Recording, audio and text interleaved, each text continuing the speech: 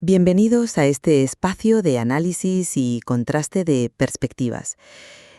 Imagínate un bisturí ultrasónico de alta tecnología o, bueno, un catéter cardíaco de precisión que está valorado en miles de euros.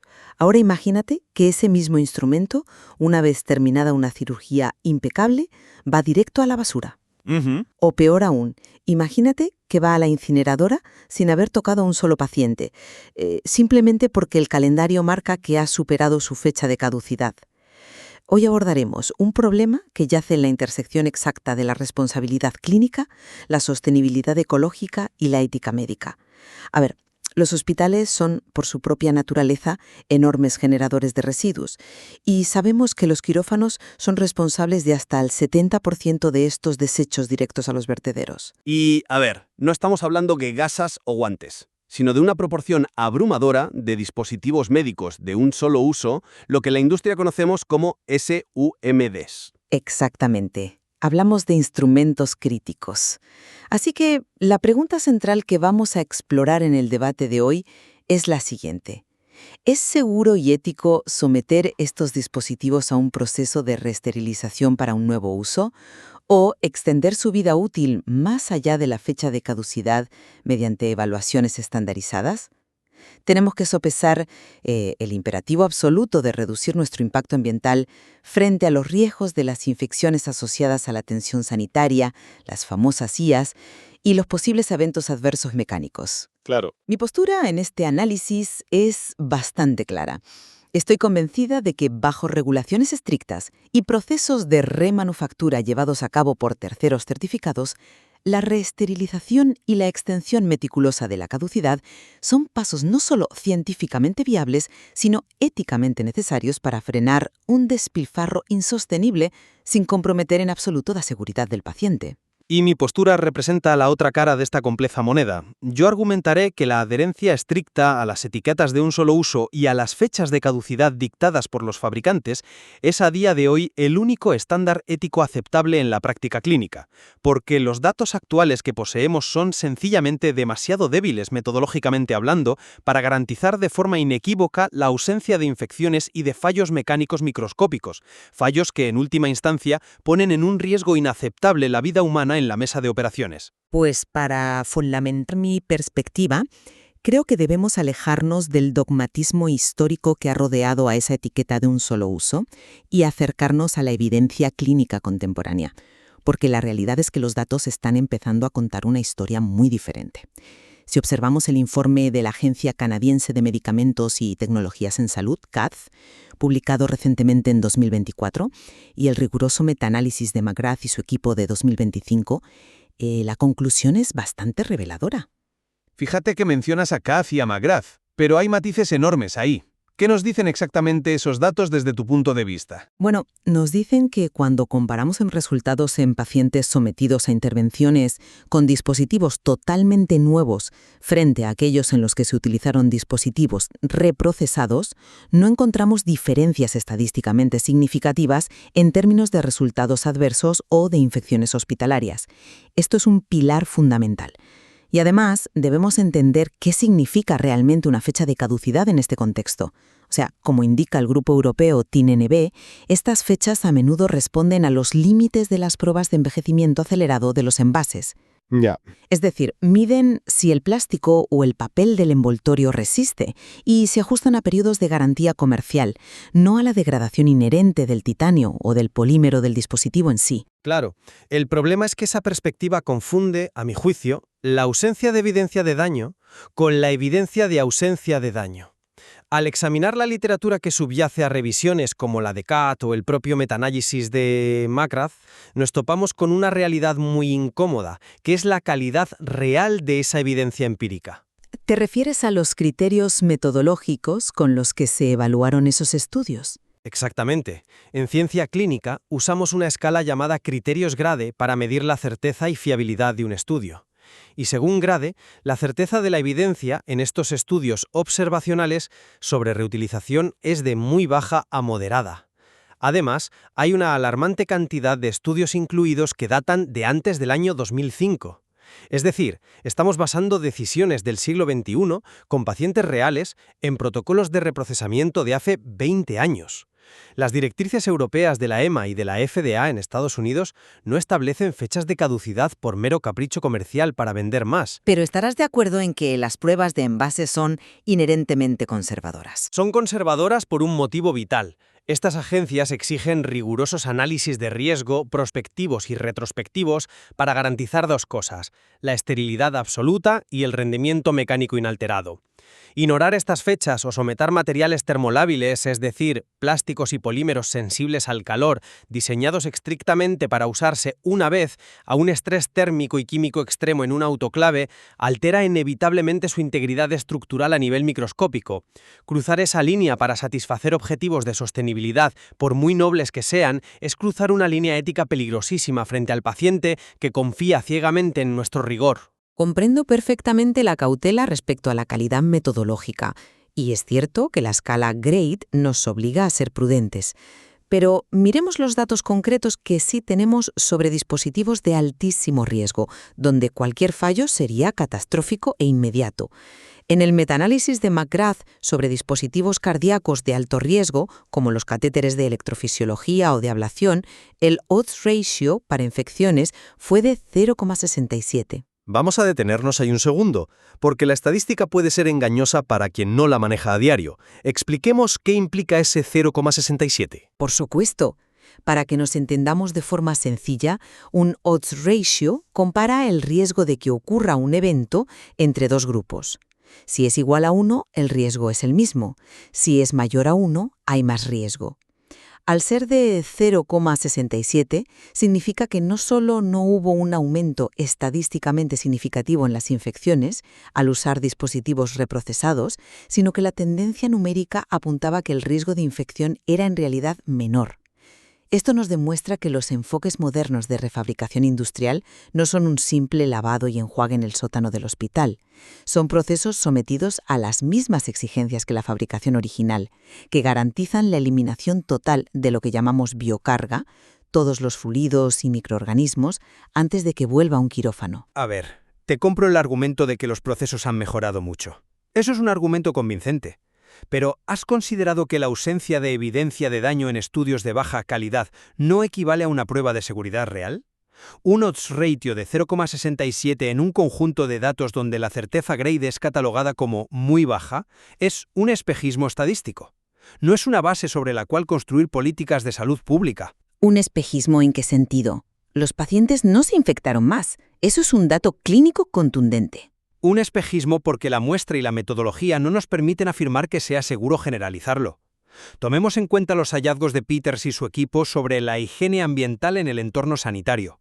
Sabemos que los patógenos nosocomiales, las bacterias de los hospitales, tienen una capacidad asombrosa para persistir en las superficies y equipos, formando biopelículas. Las biopelículas, las matrices protectoras que crean las bacterias para resistir a los desinfectantes. Exactamente. Forman un escudo casi impenetrable que resiste los métodos de limpieza estándar.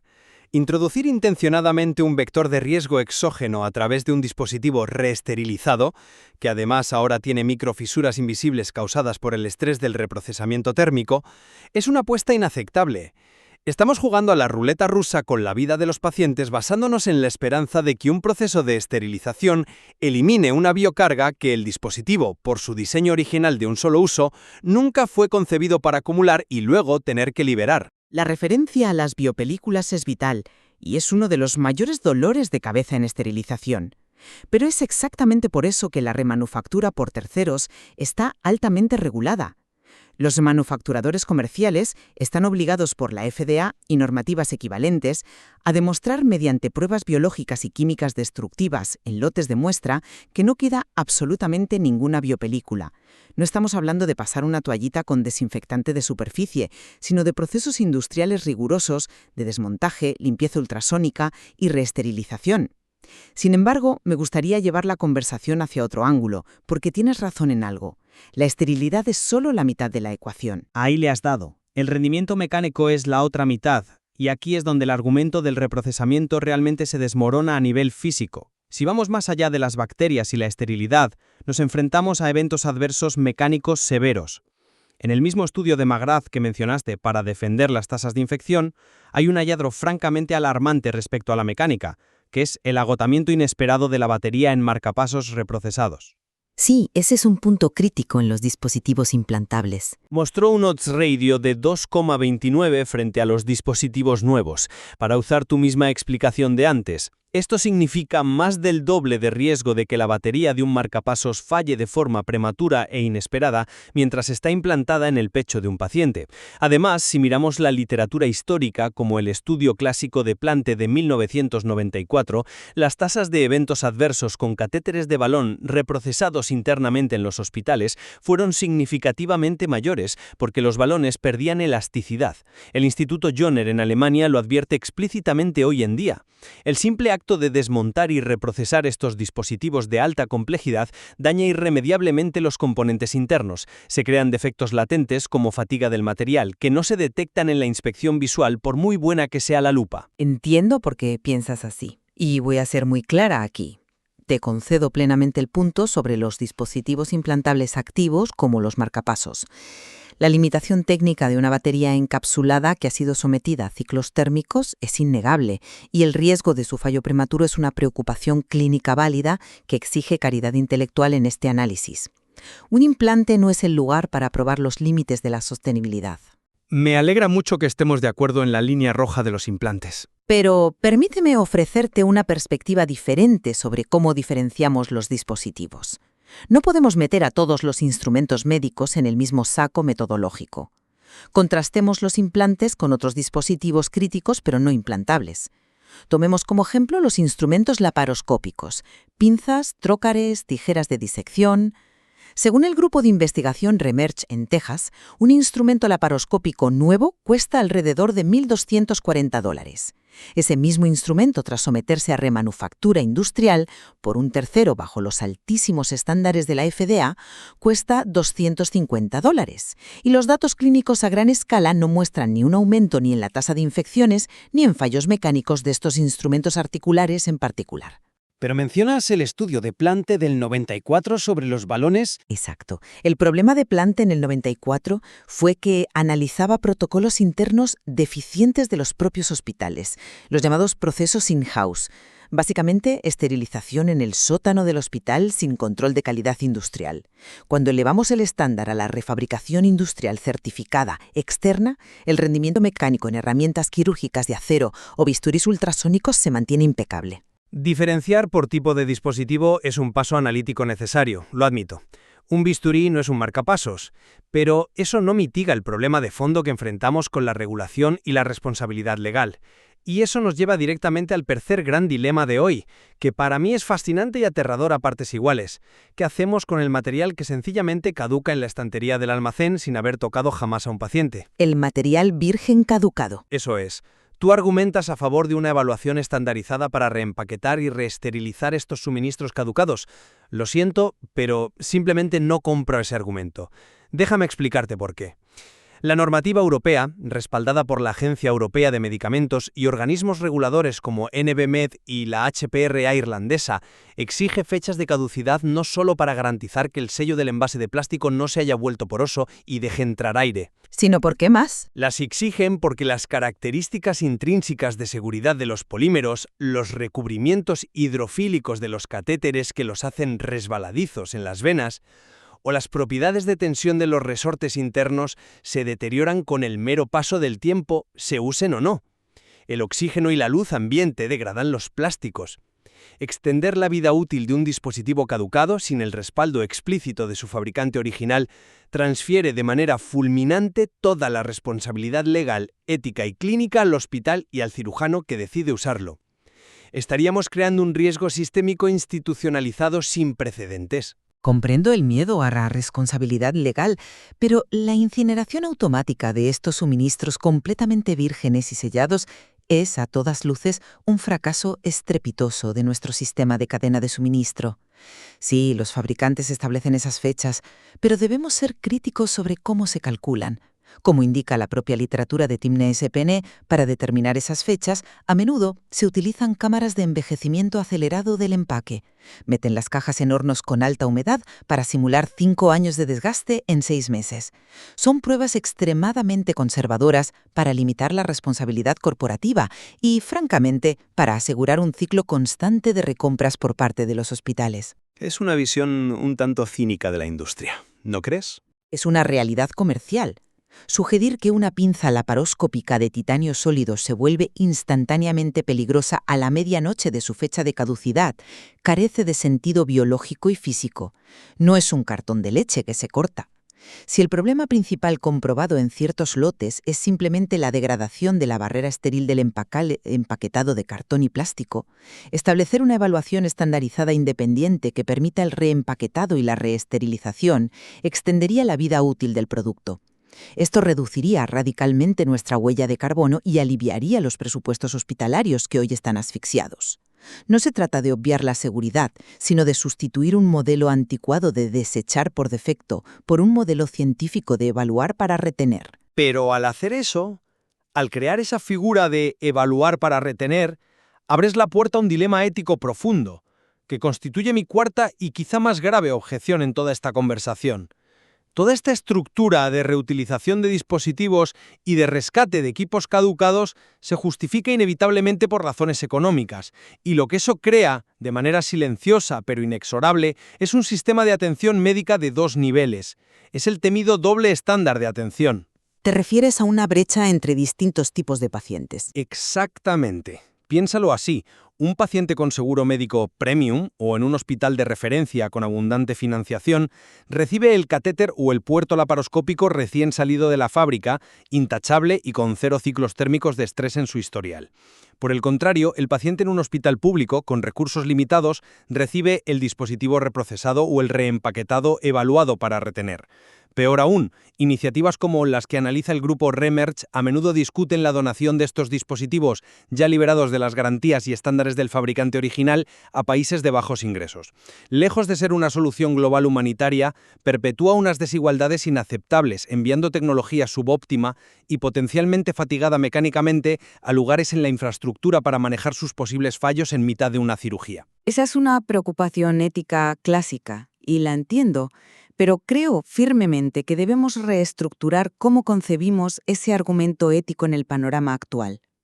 Sugieres que la verdadera falla ética es usar tecnología reprocesada y crear un doble estándar. Yo argumento que la falla ética verdaderamente monumental de nuestra generación médica es ignorar que el sistema de salud global es un contribuyente masivo e implacable al cambio climático. El cambio climático es real, por supuesto, pero ¿justifica alterar la praxis quirúrgica directa? Absolutamente.